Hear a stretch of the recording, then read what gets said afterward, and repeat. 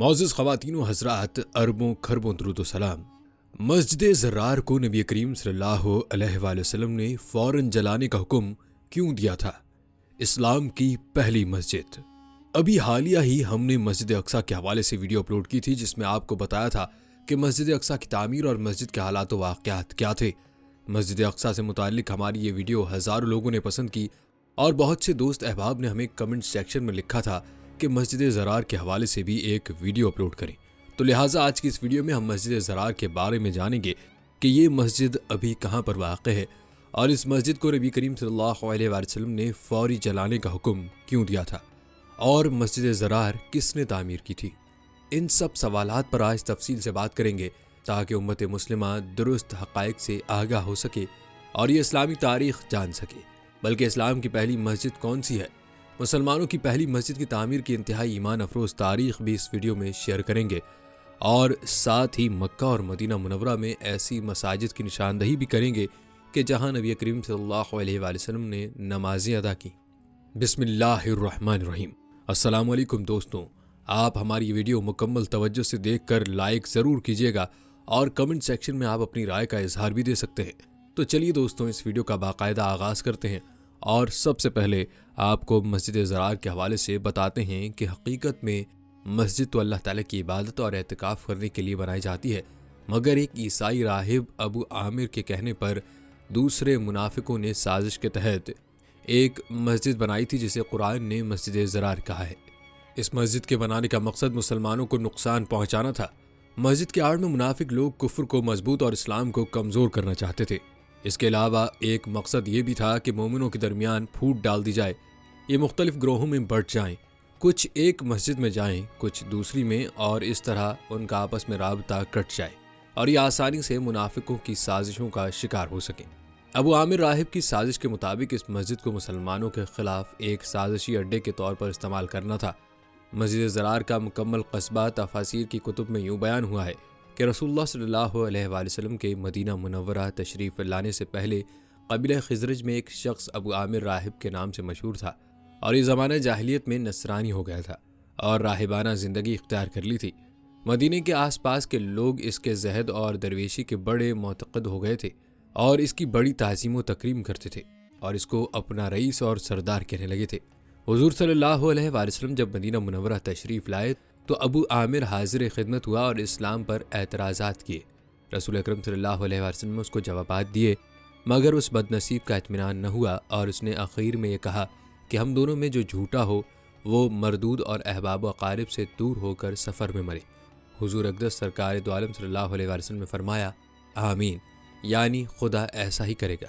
اب چونکہ حضور صلی اللہ علیہ وآلہ وسلم کی رسالت کے سامنے اس کی ریاست کا چراغ مردہ اور بالکل گل ہو گیا، تو اس کو اپنی ریاست کے زائل ہونے کی وجہ سے حضور کریم صلی اللہ علیہ وآلہ وسلم سے خاص عداوت اور حسد پیدا ہو گئی اور آپ کی مخالفت پر کمر بستہ ہو گیا۔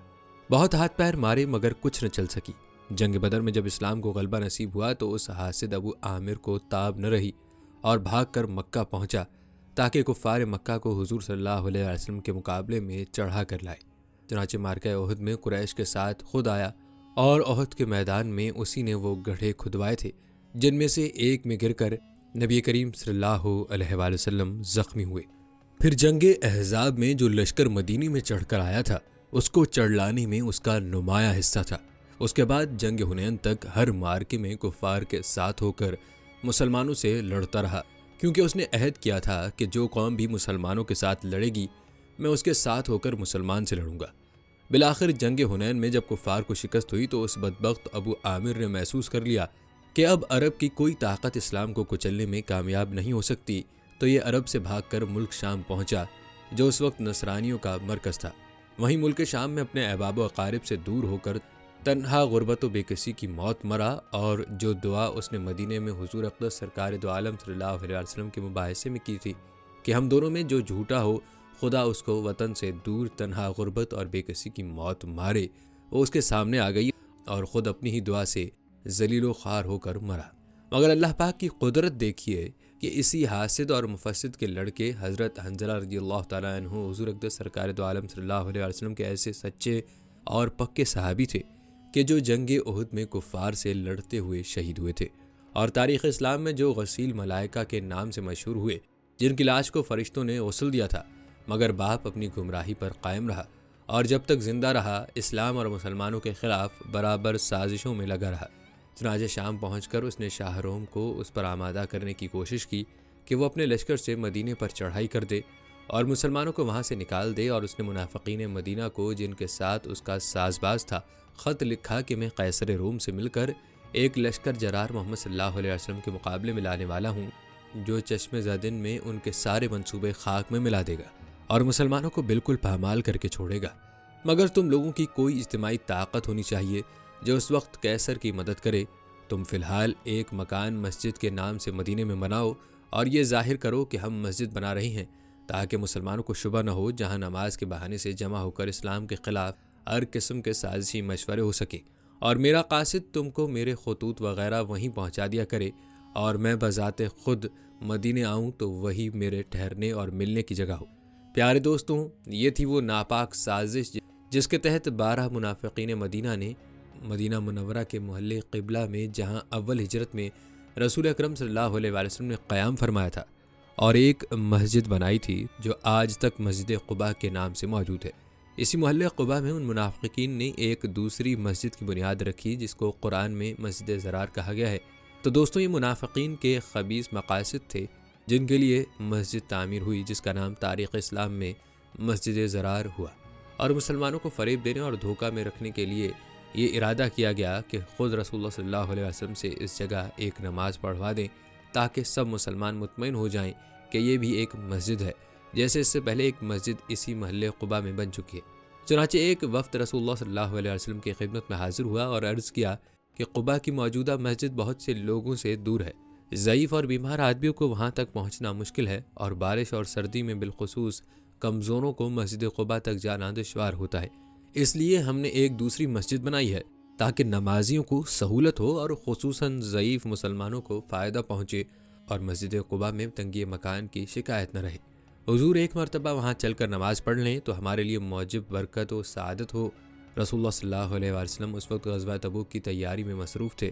آپ صلی اللہ علیہ وسلم نے فرمایا کہ اس وقت تو ہمیں سفر درپیش ہے، اللہ نے چاہا تو واپسی پر ایسا ہو سکے گا، لیکن غزوہ تبوک سے واپسی کے وقت جب آپ مدینہ طیبہ کے قریب ایک مقام پر ٹھہرے تو جبرائیل امین علیہ السلام سورہ توبہ کی آیت لے کر حاضر ہوئے، جن میں منافقین کی سازش کھول دی گئی اور ان کے ناپاک اغراض و مقاصد سے حضور اقدس سرکار دو عالم صلی اللہ علیہ وسلم کو مطلع کر دیا گیا، بلکہ سورہ توبہ کی ان آیات کے نازل ہونے پر رسول اللہ صلی اللہ علیہ وسلم نے چند صحابہ کرام کو حکم دیا کہ ابھی جا کر اس مکان کو جس کا نام ازراہ مکر و فریب مسجد ضرار رکھا تھا، اس مسجد ضرار کو گرا کر پیوند زمین بنا دو اور اس کو آگ لگا دو۔ یہ سب اصحاب اسی وقت گئے اور فوراً حکم کی تعمیل کی اور اس عمارت کو جلا کر خاک سیاہ کر دیا اور یہ مسجد ڈھا کر زمین کے برابر کر دی۔ اس طرح منافقین اور ابو عامر فاسق کے سب ارمان دل کے دل میں رہ گئے اور بجائے اسلام اور مسلمانوں کو مٹانے کے خود ملیا میٹ ہو گئے۔ پھر تفسیر مظہری میں یہ بھی لکھا ہے کہ جب حضور اکرم صلی اللہ علیہ وسلم مدینہ منورہ پہنچ گئے تو مسجد ضرار کی جگہ خالی پڑی تھی۔ آپ نے ایک صحابی عاصم بن عدی کو اجازت دی کہ وہ اس جگہ اپنا مکان بنا لے۔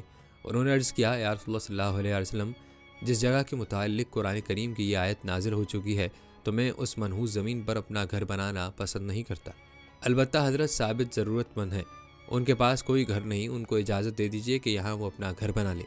چنانچہ آپ نے یہ جگہ حضرت ثابت رضی اللہ تعالیٰ عنہ کو دے دی، مگر ہوا یہ کہ جب سے حضرت ثابت اس مقام میں مقیم ہوئے ان کی کوئی اولاد نہ ہوئی، یا اولاد ہوتی تو زندہ نہ رہتی۔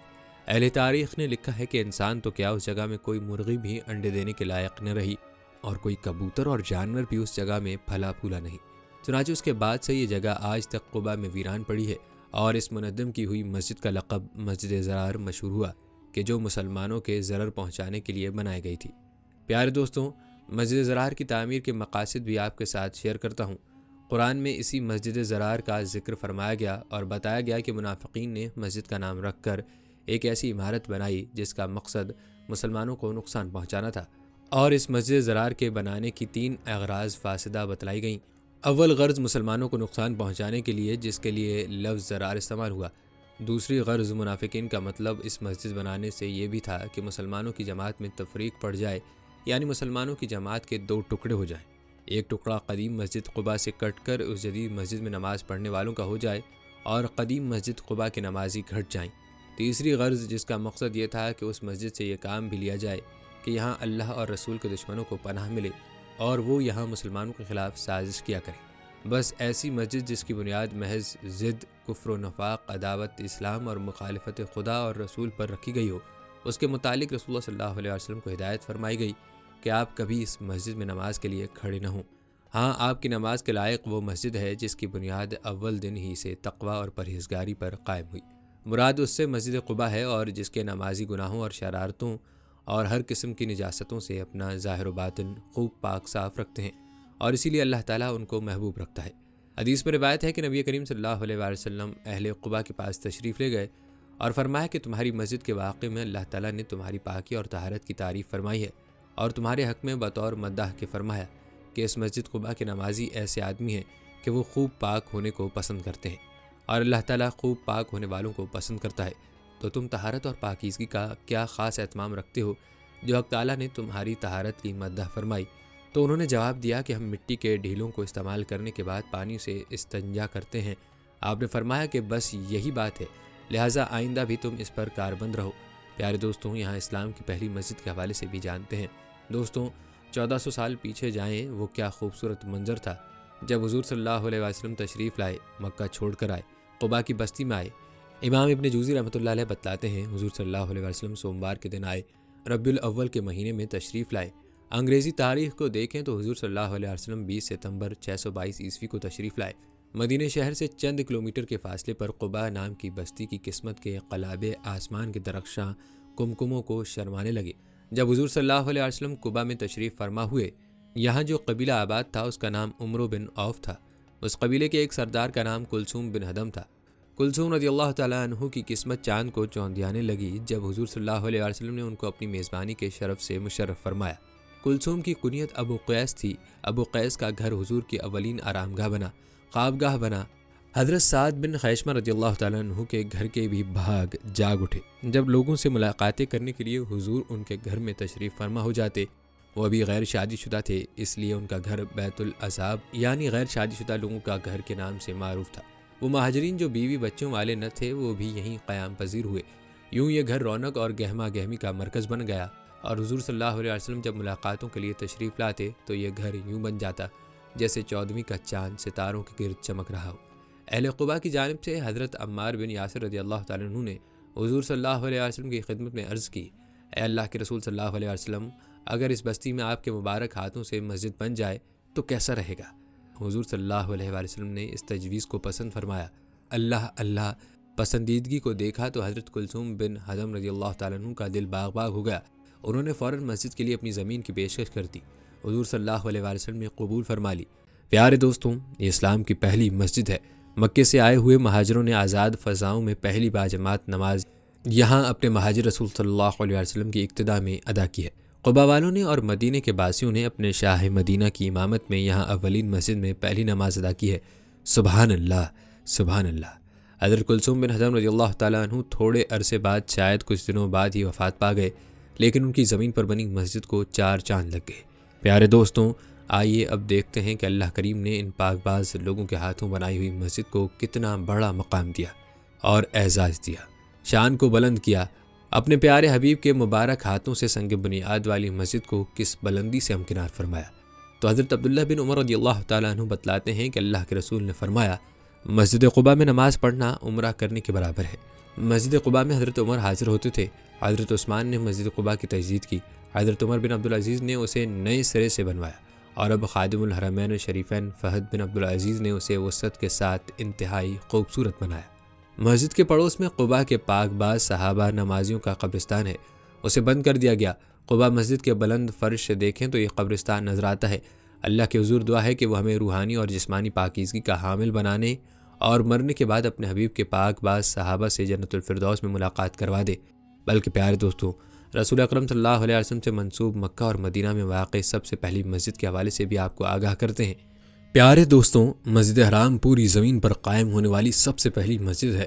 یہ جزیرہ نما عرب کے شہر مکہ مکرمہ میں واقع ہے، جو سطح سمندر سے 330 میٹر کی بلندی پر واقع ہے۔ مسجد حرام کی تعمیری تاریخ عہد حضرت ابراہیم اور اسماعیل علیہ السلام سے تعلق رکھتی ہے۔ مسجد حرام کے درمیان میں بیت اللہ واقع ہے، جس کی طرف رخ کر کے دنیا بھر کے مسلمان دن میں 5 مرتبہ نماز ادا کرتے ہیں۔ بیرونی و اندرونی مقام عبادات کو ملا کر مسجد حرام کا کل رقبہ 40,08,020 مربع میٹر ہے، اور حج کے دوران میں اس میں 40,20,000 افراد سما سکتے ہیں۔ جیسا کہ آپ کو بتایا ہے کہ دنیا بھر کے مسلمان دن میں 5 مرتبہ مسجد حرام میں قائم خانہ کعبہ کی جانب رخ کر کے نماز ادا کرتے ہیں، جبکہ یہ دنیا کا واحد مقام ہے جس کا حج کیا جاتا ہے۔ صحیح مسلم میں حضرت ابو ذر سے حدیث مروی ہے کہ ابو ذر بیان کرتے ہیں کہ میں نے رسول اکرم صلی اللہ علیہ وآلہ وسلم کو پوچھا کہ زمین میں سب سے پہلے کون سی مسجد بنائی گئی؟ نبی صلی اللہ علیہ وآلہ وسلم نے فرمایا مسجد حرام۔ میں نے کہا کہ اس کے بعد کون سی؟ نبی پاک صلی اللہ علیہ وآلہ وسلم نے فرمایا مسجد اقصیٰ۔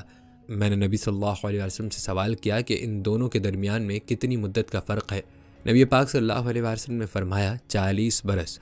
دوستوں، کعبہ جو مشرق و مغرب میں سب مسلمانوں کا قبلہ ہے، مسجد حرام کے تقریباً وسط میں قائم ہے، جس کی بلندی تقریباً 15 میٹر ہے، اور وہ ایک چوکور حجرے کی شکل میں بنایا گیا ہے، جسے حضرت ابراہیم علیہ السلام نے اللہ کے حکم سے بنایا۔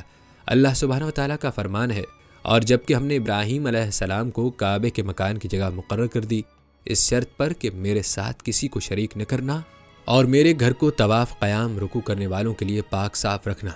وہب بن منبع کا کہنا ہے کعبے کو ابراہیم علیہ السلام نے تعمیر کیا، پھر ان کے بعد امالقہ نے، اور پھر جرہم، اور ان کے بعد قصہ بن قلاب نے بنایا، اور پھر قریش کی تعمیر تو معروف ہی ہے۔ قریش کعبے کی تعمیر وادی کے پتھروں سے کرنے کے لیے ان پتھروں کو اپنے کندھوں پر اٹھا کر لاتے، اور بیت اللہ کی بلندی 20 ہاتھ رکھی۔ کعبے کی تعمیر اور نبی صلی اللہ علیہ وسلم پر وحی کے نزول کا درمیانی وقفہ 5 برس، اور نبی صلی اللہ علیہ وسلم کا مکے سے نکل کر مدینے جانے اور کعبے کی تعمیر کی درمیانی مدت 15 برس تھی۔ جب قریشی قبائل اس کی بنیادیں اٹھا کر حجر اسود تک پہنچے تو ان میں اختلاف پیدا ہوا کہ اسے کون اٹھا کر اس کی جگہ پر رکھے گا، حتیٰ کہ بات لڑائی تک جا پہنچی تو وہ کہنے لگے کہ چلو ہم کسی کو اپنا منصف بنائیں۔ کسی نے مشورہ دیا کہ صبح جو سب سے پہلے یہاں داخل ہوگا وہ حجر اسود نصب کرے گا۔ اس پر سب کا اتفاق ہو گیا۔ سب سے پہلے مسجد میں داخل ہونے والے نبی صلی اللہ علیہ وآلہ وسلم ہی تھے، جو اس وقت نوجوان تھے، اور انہوں نے اپنے کندھوں پر دھاری دار چادر ڈال رکھی تھی، تو قریش نے انہیں اپنا فیصل مان لیا۔ تو نبی صلی اللہ علیہ وآلہ وسلم نے کپڑا منگوا کر حجر اسود اس میں رکھا، اور ہر قبیلے کے سردار کو چادر کے کونے پکڑ کر اٹھانے کا حکم دیا، اور نبی پاک نے حجر اسود کو اپنے ہاتھوں سے اٹھا کر اس کی جگہ پر نصب کر دیا۔ مسجد حرام کی پہلی 4 دیواری حضرت عمر فاروق نے 639 عیسوی میں بنائی، جبکہ 777 عیسوی میں مہدی کے دور میں مسجد کی تاریخ کی اس وقت کی سب سے بڑی توسیع ہوئی تھی، جس کے گرد 1576 عیسوی میں عثمانی ترکوں نے سفید گنبدوں والے برآمدے بنائے تھے، جو 21ویں صدی تک موجود تھے۔ یہ 4 دیواری بنانے کا سبب یہ تھا کہ لوگوں نے مکانات بنا کر بیت اللہ کو تنگ کر دیا اور اپنے گھروں کو اس کے بالکل قریب کر دیا۔ تو عمر بن خطاب کہنے لگے بلا شبہ کعبہ اللہ تعالیٰ کا گھر ہے، اور پھر گھر کے لیے صحن کا ہونا ضروری ہے۔ تو عمر بن خطاب نے ان گھروں کو خرید کر منہدم کر کے اسے بیت اللہ میں شامل کر دیا۔ تو اس طرح مسجد کے ارد گرد قد سے چھوٹی دیوار بنا دی گئی جس پر چراغ رکھے جاتے تھے۔ اس کے بعد حضرت عثمان نے بھی کچھ اور گھر خریدے جس کی قیمت بھی بہت زیادہ ادا کی، اور یہ بھی کہا جاتا ہے کہ عثمان ہی وہ پہلے شخص ہیں جنہوں نے مسجد کی توسیع کرتے وقت ایک ستون والے مکان بنائے۔ حضرت ابن زبیر نے مسجد کی توسیع نہیں بلکہ اس کی مرمت وغیرہ کروائی، اور اس میں دروازے زیادہ کیے اور پتھر کے ستون بنائے اور اس کی تزئین و آرائش کی۔ عبد الملک بن مروان نے مسجد کی 4 دیواری اونچی کروائی اور سمندر کے راستے مصر سے ستون جدہ بھیجے، اور جدہ سے اسے ریڑھی پر رکھ کر مکہ مکرمہ پہنچایا، اور حجاج بن یوسف کو حکم دیا کہ وہ اسے وہاں لگائے۔ جب ولید بن عبد الملک مسند پر بیٹھا تو اس نے کعبے کی تزئین میں اضافہ کیا اور پرنالہ اور چھت میں کچھ تبدیلیاں کی، اور اسی طرح منصور اور اس کے بیٹے مہدی نے بھی مسجد کی تزئین و آرائش کی۔ آج کل مسجد کے کل 112 چھوٹے بڑے دروازے ہیں، جن میں سب سے پہلا اور مرکزی دروازہ سعودی عرب کے پہلے فرمانرواں شاہ عبد العزیز کے نام پر موسوم ہے، جس نے تیل کی دولت دریافت ہونے کے بعد حاصل ہونے والی مالی آسودگی اور ذرائع آمد و رفت مثلاً ہوائی جہازوں وغیرہ کی ایجاد سے ہونے والی آسانیوں سے حاجیوں کی تعداد میں بے پناہ اضافے کے بعد مسجد حرام میں تعمیر و توسیع کا ارادہ کیا تھا۔ اس کے انتقال کے بعد شاہ سعود کے دور میں مسجد کی تاریخ کی سب سے بڑی تعمیر شروع ہوئی، اور سابق ترکی تعمیر کے برآمدوں کے پیچھے 2 منزلہ عمارت بنی۔ اس تعمیر میں مختلف دروازے بنائے گئے، تو مسجد کے جنوب کی طرف سے 4 میں سے پہلا اور بڑا دروازہ بنایا گیا جس کا نام باب عبد العزیز رکھا گیا۔ دوسرا بڑا دروازہ باب الفتح ہے جو شمال مشرق میں مروہ کے قریب ہے۔ جہاں 12 جنوری 630 عیسوی کو فتح مکہ کے دن اسلامی لشکر نبی پاک صلی اللہ علیہ وسلم کی زیر قیادت مسجد حرام میں داخل ہوا۔ تیسرا بڑا دروازہ باب العمرہ ہے جو شمال مغرب کی طرف ہے اور جہاں سے نبی پاک صلی اللہ علیہ وسلم نے اپریل 629 عیسوی میں عمرے کی سعادت حاصل کی تھی، جبکہ چوتھا بڑا دروازہ باب فہد ہے جو مغرب کی سمت ہے۔ ان کے علاوہ مختلف واقعات اور مقامات کی یاد میں مسجد کے دیگر دروازوں کے نام رکھے گئے ہیں۔ شاہ فہد بن عبدالعزیز کے زمانے میں تاریخ کی سب سے بڑی توسیع 1993 میں مکمل ہوئی۔ مسجد حرام میں کچھ دینی آثار بھی ہیں جن میں مقام ابراہیم وہ پتھر ہے جس پر ابراہیم علیہ السلام کھڑے ہو کر بیت اللہ کی دیواریں تعمیر کرتے رہے، اور اسی طرح مسجد میں زمزم کا کنواں بھی ہے جو ایسا چشمہ ہے جسے اللہ تعالیٰ نے حضرت اسماعیل علیہ السلام اور ان کی والدہ ہاجرہ کے لیے نکالا تھا۔ اور اسی طرح یہ بھی نہیں بھولا جا سکتا کہ اس میں حجر اسود اور رکن یمانی بھی ہے جو جنت کے یاقوتوں میں سے 2 یاقوت ہیں۔ مسجد نبوی جس جگہ قائم کی گئی وہ دراصل 2 یتیموں کی زمین تھی، ان کے نام سہل اور سہیل تھے۔ سیرت ابن حشام جلد 2 ورثہ اور سرپرست اسے ہدیہ کرنے پر وجد تھے اور اس بات کو اپنے لیے بڑا اعزاز سمجھتے تھے کہ ان کی زمین شرف قبولیت پا کر مدینہ منورہ کی پہلی مسجد بنانے کے لیے استعمال ہو جائے، مگر محمد صلی اللہ علیہ وسلم نے بلا معاوضہ وہ زمین قبول نہیں فرمایا۔ 10 دینار قیمت طے پائی اور آپ نے حضرت ابوبکر صدیق رضی اللہ تعالیٰ عنہ کو اس کی ادائیگی کا حکم دیا اور اس جگہ پر مسجد اور مدرسے کی تعمیر کا فیصلہ ہوا۔ پتھروں کو گارے کے ساتھ چن دیا گیا، کھجور کی ٹہنیاں اور تنے چھت کے لیے استعمال ہونے اور اس طرح سادگی اور وقار کے ساتھ مسجد کا کام مکمل ہوا۔ مسجد سے متصل ایک چبوترا بنایا گیا جو ایسے افراد کے لیے دارالاقامہ تھا جو دور دراز سے آئے تھے اور مدینہ منورہ میں ان کا اپنا گھر نہ تھا۔ آپ نے اپنے ہاتھ سے مسجد نبوی کی تعمیر شروع کی۔ رسول اللہ صلی اللہ علیہ وسلم سن 1 ہجری بمطابق 622 عیسوی میں 18 ربیع الاول کے مہینے میں مسجد کی بنیاد رکھی اور اس وقت اس کی لمبائی تقریباً 35 میٹر اور چوڑائی 30 میٹر تھی اور اس کا رقبہ 1050 مربع میٹر تھا۔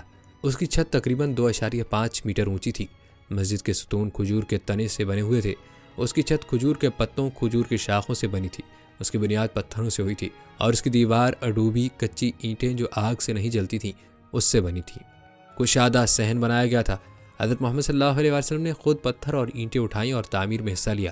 اس مسجد کے 3 دروازے بنائے گئے جن میں رحمت کا دروازہ اور اسے عاتقہ کا دروازہ، مغرب کی طرف عثمان کا دروازہ کہا جاتا ہے اور اسے اب جبرائیل کا دروازہ کہا جاتا ہے جس سے نبی اکرم صلی اللہ علیہ وسلم داخل ہوتے تھے۔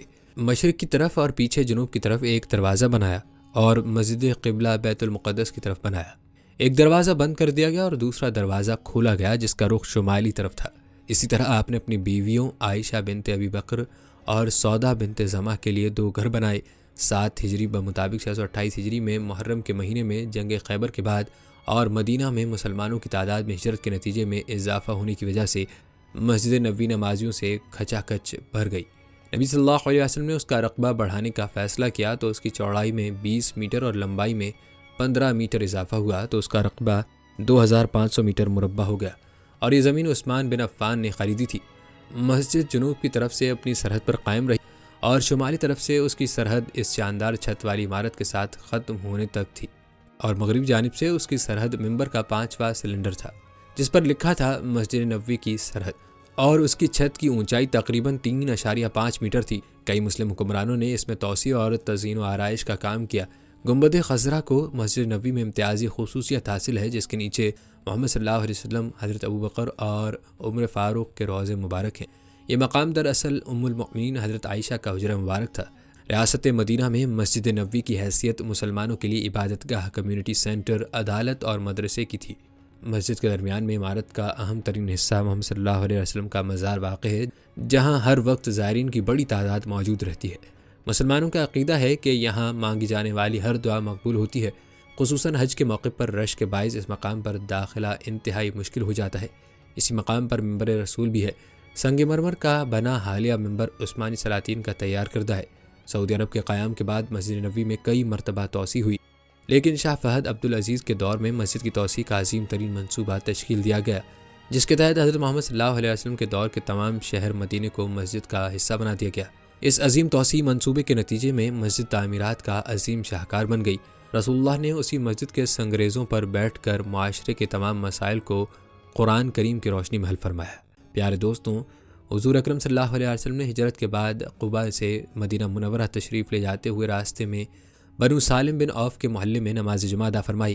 صحابہ کرام نے اس جگہ مسجد تعمیر کر دی، چنانچہ اسے مسجد جمعہ کہا جانے لگا۔ حضرت عمر بن عبدالعزیز نے اپنے دور گورنری میں اسے دوبارہ تعمیر کروایا۔ شاہ فہد کے دور میں مسجد کی نئی تعمیر اور توسیع ہوئی، چنانچہ اب اس کا رقبہ 1630 مربع میٹر ہے۔ بیک وقت 650 نمازی مسجد میں سما سکتے ہیں۔ اس مسجد میں ایک گنبد ہے جس کا قطر 12 میٹر ہے۔ اس کے علاوہ 4 چھوٹے قبے بھی ہیں۔ اس کے مینار کی بلندی 25 میٹر ہے۔ مسجد جمعہ قباء سے 500 میٹر کے فاصلے پر واقع ہے۔ پیارے دوستوں، مسجد رایا، مسجد زباب، سلا پہاڑ کے نزدیک شمال کی جانب زباب نامی ایک چھوٹی سی پہاڑی پر یہ مسجد اپنی قدیم شکل میں موجود ہے۔ ایک روایت کے مطابق حضور نبی کریم صلی اللہ علیہ وسلم نے غزوہ خندق کے موقع پر اس جگہ خیمہ نصب فرمایا تھا۔ اس مسجد کی تعمیر بھی حضرت عمر بن عبدالعزیز کے دور عمارت میں ہوئی۔ اس کی شکل چوکور اور پیمائش صرف 61 میٹر ہے، جبکہ اونچائی 5 میٹر ہے۔ سعودی وزارت اوقاف نے اس مسجد کو قدیم شکل میں باقی رکھا ہوا ہے۔ مسجد سبق، یہ مسجد نبوی کے شمال مغرب میں جدید توسیع سے 520 میٹر دور واقع ہے۔ شارع ابوبکر صدیق شارع سلطانہ کی طرف سے سرنگ میں داخل ہوں تو داہنی طرف یہ مسجد واضح نظر آتی ہے۔ یہاں دور نبوی میں جہاد کی تیاری کے لیے گھڑ دوڑ ہوا کرتی تھی۔ 2 منزلہ مسجد کی پہلی منزل میں دکانیں اور وضو خانے ہیں، دوسری منزل تک جانے کے لیے شمال کی طرف سیڑھیاں ہیں۔ مسجد کی لمبائی 35 میٹر اور چوڑائی 25.6 میٹر ہے۔ کل رقبہ 896 مربع میٹر ہے۔ شمال مغربی حصے پر ایک خوبصورت مینار ہے۔ موجودہ عمارت شاہ فیصل کے دور میں تعمیر ہوئی۔ اس مسجد کو حرمین شریفین کے قاضی علامہ سید محی الدین حنبلی نے 9ویں صدی میں تعمیر کروایا تھا۔ مسجد غمامہ، یہ مسجد مسجد نبوی کے جنوب مغرب میں باب السلام سے نصف کلومیٹر کے فاصلے پر واقع ہے۔ اب آخری توسیع عمارت سے اس کا فاصلہ 305 میٹر ہے۔ رسول اللہ صلی اللہ علیہ وسلم نے اپنی حیات طیبہ کے آخری برسوں میں اس مقام کو عیدگاہ بنایا تھا اور یہ میدان مسلح کے نام سے معروف تھی۔ حضرت عباد بن تمیم اپنے چچا عبداللہ بن زید رضی اللہ تعالیٰ عنہ سے روایت کرتے ہیں کہ نبی کریم صلی اللہ علیہ وسلم عیدگاہ میں تشریف لے گئے، بارش کی دعا کی، قبلے کی جانب چہرہ اقدس فرمایا، اپنی چادر کو الٹایا اور 2 رکعت نماز استسقاء ادا کی۔ سیدنا ابو ہریرہ رضی اللہ تعالیٰ عنہ سے روایت ہے کہ رسول اللہ صلی اللہ علیہ وسلم نے نجاشی کی وفات کی اطلاع اسی دن فرما دی تھی جس دن وہ فوت ہوئے تھے۔ پھر آپ صحابہ کو لے کر عیدگاہ تشریف لے گئے، نماز جنازہ پڑھائی اور اس میں 4 تکبیریں کہیں۔ یہ نجاشی کی غائبانہ نماز جنازہ تھی۔ مسجد کا رقبہ 763.7 مربع میٹر ہے اور بلندی 12 میٹر۔ مسجد کی موجودہ عمارت سلطان عبدالحمید عثمانی کی تعمیر کردہ ہے۔ 14ویں صدی ہجری میں سلطان عبدالحمید ثانی نے اس کی مرمت کروائی۔ 1411 ہجری بمطابق 1990 میں خادم الحرمین شریفین شاہ فہد بن عبدالعزیز نے مسجد کی مرمت، تجدید اور تزئین و آرائش کروائی۔ اسی طرح دوستوں، مسجد ابوبکر صدیق یہ مسجد عیدگاہ میدان میں مسجد غمامہ سے شمال مغرب میں صرف 40 میٹر کے فاصلے پر واقع ہے۔ یہاں سیدنا ابوبکر صدیق نے اپنی خلافت کے دوران نماز عید ادا فرمائی تھی۔ مسجد کا کل رقبہ 292.5 مربع میٹر ہے۔ موجودہ عمارت سلطان محمود خان عثمانی نے 1254 ہجری میں تعمیر کروائی تھی۔ 1411 ہجری میں شاہ فہد بن عبدالعزیز نے مسجد کی مرمت، ترمیم و تجدید کروائی۔ مسجد علی رضی اللہ تعالیٰ عنہ، یہ عیدگاہ میں قائم تیسری مسجد ہے جو مسجد ابوبکر صدیق رضی اللہ تعالیٰ عنہ کے شمال میں مسجد غمامہ سے 122 میٹر دور اور مسجد نبوی سے 290 میٹر کے فاصلے پر ہے۔ کہا جاتا ہے کہ سیدنا علی مرتضی رضی اللہ تعالیٰ عنہ نے یہاں عید کی نماز پڑھائی تھی، جبکہ حضرت عثمان کو باغیوں نے ان کے گھر میں محصور کر دیا تھا۔ سیدنا عمر بن عبدالعزیز نے اپنے زمانہ عمارت میں اس جگہ مسجد تعمیر کروائی۔ 1411 ہجری میں خادم الحرمین شریفین شاہ فہد بن عبدالعزیز نے پرانی عمارت ڈھا کر ایک نئی اور خوبصورت عمارت تعمیر کروائی۔ مستطیل نامہ اس عمارت کی لمبائی 31 میٹر، چوڑائی 22 میٹر اور کل رقبہ 882 مربع میٹر ہے۔ محراب کے اوپر 13 میٹر بلند ایک بڑا گنبد اور اس کے اطراف 11 میٹر بلند 7 چھوٹے گنبد ہیں۔ مسجد پر قائم مینار کی بلندی 26 میٹر ہے۔ مسجد کے مشرقی دروازے کے بائیں جانب تختی پر مسجد کا نام، تجدید کا سن اور شاہ فہد کا نام درج ہے۔ مسجد عمر رضی اللہ تعالیٰ عنہ، مسجد نبوی کے جنوب مغرب میں 455 میٹر کے فاصلے پر اور مسجد غمامہ سے 123 میٹر دور قباء کو جاتے ہوئے بائیں جانب واضح نظر آتی ہے۔ مسجد کی موجودہ عمارت 1266 ہجری میں سلطان عبدالحمید اول عثمانی نے تعمیر کروائی تھی۔ مسجد مربع شکل میں ہے جس کا رقبہ 335 مربع میٹر ہے۔ 1411 ہجری میں شاہ فہد نے مسجد کی تجدید و مرمت کروائی۔ دروازے پر نصب تختی پر اس کا نام مسجد عمر رضی اللہ تعالیٰ عنہ بن خطاب تحریر ہے۔ مسجد عثمان ذو النورین، مسجد نبوی کے جنوب میں باب السلام سے 425 میٹر اور مسجد غمامہ سے 322 میٹر کے فاصلے پر واقع ہے۔ اس کا رقبہ 250 مربع میٹر ہے۔ یہ مسجد شیخ صدقہ حسن خاشقجی نے 15ویں صدی کی پہلی دہائی میں تعمیر کروائی تھی۔ اس کا حضرت عثمان بن عفان سے کوئی تاریخی تعلق نہیں۔ مسجد بلال رضی اللہ عنہ، یہ مسجد باب السلام سے 610 میٹر دور شارع امیر العبد الحسن بن عبد العزیز شارع قربان کے شروع میں بائیں ہاتھ پر واقع ہے۔ یہ 6 منزلہ ہے، نیچے تہہ خانہ ہے اور اوپر سوق بلال یعنی بلال مارکیٹ ہے۔ تیسری منزل پر مسجد ہے جس پر خوبصورت گنبد اور حسین مینار ہے۔ اسے 15ویں صدی کی پہلی دہائی میں شیخ محمد حسین ابو العلا نے تعمیر کروایا تھا۔ یہ کوئی تاریخی مسجد نہیں ہے۔ اس کی موجودہ تعمیر شاہ فہد بن عبدالعزیز کے دور میں ہوئی۔ مسجد بنو حارثہ مسجد المسترہ ہے۔ یہ مسجد انصار کے قبیلے بنو حارثہ کے محلے میں واقع ہے۔ اسے مسجد مسترہ بھی کہا جاتا ہے کیونکہ نبی کریم غزوہ احد سے واپسی پر آرام کی غرض سے کچھ دیر کے لیے یہاں ٹھہرے تھے۔ شہدائے قبرستان سے آتے ہوئے سڑک کے دائیں جانب واقع یہ مسجد نبی کریم صلی اللہ علیہ وسلم کے دور ہی میں تعمیر ہو گئی تھی اور بنو حارثہ اس میں نماز پڑھتے تھے۔ قبلے کی تبدیلی سے متعلق احادیث میں اس مسجد کا ذکر آتا ہے۔ اس مسجد کے جدید اسلوب میں تعمیر و توسیع خادم الحرمین شریفین شاہ فہد کے دور میں ہوئی۔ مساجد فتح سالہ پہاڑ کے مغربی سمت میں مختلف ادوار میں چھوٹی چھوٹی مسجدیں تعمیر ہوئیں۔ ان سب کی پیمائش تقریباً برابر ہے۔ مدینہ منورہ کی تاریخ پر لکھی جانے والی قدیم کتب میں ان کا ذکر مساجد فتح کے نام سے ملتا ہے۔ اس وقت یہ مساجد صبح 7 مساجد کے نام سے معروف ہیں۔ ان میں سب سے زیادہ مشہور مسجد فتح ہے جو اس جگہ بنائی گئی تھی جہاں غزوہ خندق کے موقع پر رسول اللہ صلی اللہ علیہ وسلم کا خیمہ نصب کیا گیا تھا، اور آپ نے متواتر 3 دن تک کفار کی شکست اور مسلمانوں کی فتح و نصرت کے لیے بارگاہ الہی میں دعائیں فرمائی تھیں، جسے اللہ تعالیٰ نے قبول فرمایا اور مسلمانوں کو فتح نصیب ہوئی۔ ایک روایت کے مطابق اسے مسجد فتح اس لیے بھی کہا جاتا ہے کہ اللہ تعالیٰ نے غزوہ خندق کے دوران اس جگہ رسول اللہ صلی اللہ علیہ وسلم پر نصرت و فتح کی وحی اتاری تھی، اور رسول اللہ صلی اللہ علیہ وسلم نے صحابہ کرام سے فرمایا، ترجمہ: اللہ تعالیٰ کی طرف سے نصرت و فتح کی وحی پر خوش ہو جاؤ۔ یہ مسجد حضرت عمر بن عبدالعزیز کے دور میں تعمیر ہوئی اور متعدد بار اس کی تجدید ہوئی۔ آخری تجدیدی کام شاہ فہد بن عبدالعزیز کے عہد میں ہوا۔ مسجد کا طول 3.58.5 میٹر ہے۔ صحن کا کھلا ہوا ہے جس کا طول 6.5 ضرب 8.5 میٹر ہے۔ اس سے چند گز کے فاصلے پر تھوڑی تھوڑی دور بقیہ مسجد واقع ہیں جن کے نام اس طرح ہیں۔ مسجد سلمان فارسی رضی اللہ تعالیٰ عنہ، خندق کھودنے کا مشورہ انہی نے دیا تھا۔ یہ مسجد پہاڑ کے ابتدائی حصے میں ہے۔ اس سے متصل ہی مسجد ابوبکر صدیق ہے، پھر مسجد عمر بن خطاب ہے۔ اس سے ذرا فاصلے پر مسجد علی اور اس کے نزدیک ہی مسجد فاطمہ یا مسجد سعد بن معاذ ہے۔ ان مساجد کے نہ تو مینار ہیں اور نہ گنبد۔ مسجد ابوبکر اب موجود نہیں ہے۔ اب ان مساجد کے قریب ہی ایک نہایت خوبصورت بڑی اور عالیشان مسجد تعمیر کی گئی ہے جس کا نام مسجد خندق رکھا گیا ہے۔ پیارے دوستو، ہمیں ایک بھائی نے لکھا تھا کہ مدینہ منورہ کے مشہور و معروف تاریخی قبرستان جنت البقیع کا تعارف بھی بتائیں۔ لہٰذا اس ویڈیو کے آخر میں مدینہ منورہ کے مشہور و معروف تاریخی قبرستان جنت البقیع کے حوالے سے بھی جان لیجئے کہ بقیع الغرقد یہ اہل مدینہ کا مشہور و معروف قبرستان ہے۔ عربی میں بقیع اس جگہ کو کہتے ہیں جہاں جنگلی درخت اور جھاڑ جھنکار پائے جاتے ہیں، جبکہ غرقد ایک کانٹے دار درخت کا نام تھا جن کی اس زمانے میں کثرت تھی، چنانچہ اس جگہ کا نام بقیع غرقد پڑ گیا۔ حضور صلی اللہ علیہ وسلم کے روضہ اقدس پر درود و سلام کے بعد بقیع سے باہر نکلیں تو جنوب مشرق میں مسجد نبوی کے خارجی صحن سے متصل خوبصورت جالیدار 4 دیواری کے اندر یہ قبرستان واقع ہے۔ 1405 ہجری میں مسجد نبوی کے آخری توسیع سے پہلے مسجد اور قبرستان کے درمیان ایک بڑا محلہ آباد تھا جس کا نام اغوات تھا، اور وہاں کے لوگ مسجد نبوی کے خدام تھے۔ اب یہ جگہ مسجد کے خارجی صحن میں شامل ہے۔ مہاجرین کی مدینہ ہجرت کے بعد جب رسول اللہ صلی اللہ علیہ وسلم نے ہجرت فرمائی تو مسلمانوں کی اموات کی تدفین کے لیے آپ نے کسی مناسب جگہ کی تلاش شروع فرمائی۔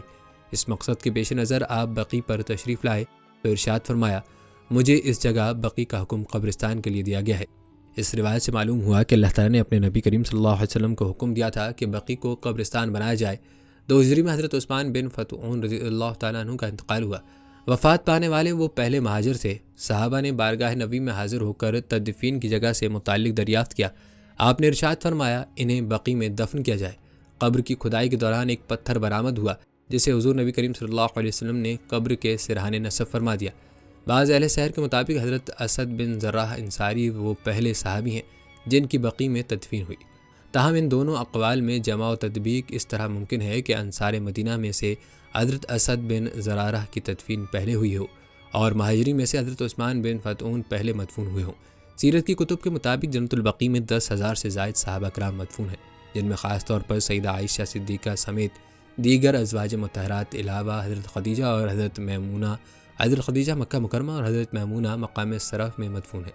آپ کی صاحبزادیاں صاحبزادے ابراہیم، نواز حسن، چچا حضرت عباس، خلیفہ سوم حضرت عثمان بن عفان اور دیگر اہل خانہ احباب و اصحاب شامل ہیں۔ ان کے علاوہ تابعین، علماء و صلحاء اور عامۃ المسلمین کی بڑی تعداد مدفون ہے۔ مستدرک کی روایت کے مطابق نبی کریم صلی اللہ علیہ وسلم نے ام قیس بنت محسن سے فرمایا، کیا تم بقیع غرقد کو دیکھ رہی ہو؟ اس سے 70,000 افراد قیامت والے دن اٹھیں گے، جن کے چہرے 14ویں کے چاند کی مانند چمک رہے ہوں گے، اور یہ لوگ جنت میں بے حساب داخل ہوں گے۔ اہل بقیع کو نبی کریم صلی اللہ علیہ وسلم کی دعا و استغفار کی سعادت نصیب ہوئی۔ ام المؤمنین سیدہ عائشہ فرماتی ہیں کہ رسول اللہ صلی اللہ علیہ وسلم میری باری کی رات تشریف لاتے تو رات کے آخری حصے میں بقیع تشریف لے جاتے اور فرماتے، سلامتی ہو تم پر مومنین کی جماعت، جس کا تم سے وعدہ کیا گیا تھا وہ پورا ہو کر رہا، اور تمہاری جزا کل تک کے لیے مؤخر کر دی گئی، اور انشاءاللہ ہم بھی تم سے آ کر ملیں گے۔ اے اللہ اہل بقیع کی مغفرت فرما۔ سیدنا ابی بن قعب سے روایت ہے کہ رسول اللہ صلی اللہ علیہ وسلم نے فرمایا، جو شخص ہمارے اس قبرستان جنت البقیع میں دفن ہوا تو میں اس کی شفاعت کروں گا اور اس کے حق میں گواہی دوں گا۔ دوستوں، سلطنت عثمانیہ کے دور حکمرانی میں جنت البقیع کی تمام اہم قبروں پر لوح مزار، قبہ، تعویذ اور نشانات موجود تھے۔ آل سعود نے اقتدار میں آنے کے بعد ان تمام نشانات کو مسمار کر دیا۔ زمانے کے ماہ و سال گزرنے کے ساتھ ساتھ قبروں کی نشاندہی ممکن نہ رہی، سوائے معدود چند کے جن کی روایات نسل در نسل چلی آ رہی ہیں۔ سعودی دور میں بقیع کی 2 دفعہ توسیع ہوئی، پہلی شاہ فیصل کے دور میں اور دوسری شاہ فہد بن عبدالعزیز کے عہد میں۔ چنانچہ اب اس کا کل رقبہ 1,74,962 مربع میٹر ہو گیا۔ بقیع کے چاروں جانب 4 میٹر بلند دیوار بنائی گئی، جس کی لمبائی 1724 میٹر ہے۔ اس پر سنگ مرمر لگایا گیا ہے۔ دیواریں قوسوں اور چوکور خانوں کی صورت میں ہیں، جن میں سیاہ جالیاں نصب کی گئی ہیں۔ قبرستان کے اندر سیمنٹ کے ساتھ پختہ راستے بنا دیے گئے ہیں۔ مین گیٹ اور دیگر دروازے مناسب نشیب و فراز سے لگائے گئے ہیں۔ بقیع میں داخل ہونے کا راستہ مغرب میں گنبد خضرا کے عین مقابل ہے، تاکہ زائرین آسانی سے زیارت کر سکیں۔ بقیع کے دروازے حضرات کے لیے دن میں 2 دفعہ کھلتے ہیں، فجر کے بعد سے دن کے 8 بجے تک، پھر بعد نماز عصر سے مغرب تک۔ خواتین کو بقیع میں داخل ہونے کی اجازت نہیں ہے، تاہم وہ 4 دیواری کے باہر جالیوں سے زیارت کر سکتی ہیں۔ تمام مسلمانوں کا اس بات پر اتفاق ہے کہ جو شخص مدینہ منورہ کی زیارت کے لیے آئے، اس کے لیے جنت البقیع کی زیارت مسنون ہے۔ یہاں آ کر مرحومین کو سلام کریں، دعائے مغفرت کریں، جیسا کہ حضور صلی اللہ علیہ وسلم نے ہمیں سکھایا ہے۔ آپ صلی اللہ علیہ وسلم کا ارشاد ہے، مجھے اس کا حکم دیا گیا ہے کہ میں ان اہل بقیع کے لیے دعا کروں، لہٰذا آئیں مل کر ہم سب بھی دعا کرتے ہیں کہ اللہ پاک اہل بقیع کی کامل مغفرت فرمائے اور تمام اہل اسلام کی بھی کامل مغفرت فرمائے، اور ہم سب کو مقدس مقامات کی زیارت نصیب فرمائے، آمین یا رب العالمین۔ میرے پیارے بھائیوں اور بہنوں، اس کے ساتھ ہی امید کرتا ہوں کہ آپ کو ہماری آج کی ویڈیو اچھی لگی ہوگی۔ اگر ویڈیو اچھی لگی ہے تو لائک ضرور کیجیے اور صدقہ جاریہ سمجھ کر اس ویڈیو کو شیئر بھی ضرور کیجیے گا، اور ہاں، ہمارے چینل کو سبسکرائب بھی ضرور کیجیے گا۔ اس کے ساتھ ہی مجھے دیجیے اجازت، ملتے ہیں اگلی آنے والی ویڈیو میں، تب تک کے لیے اللہ حافظ۔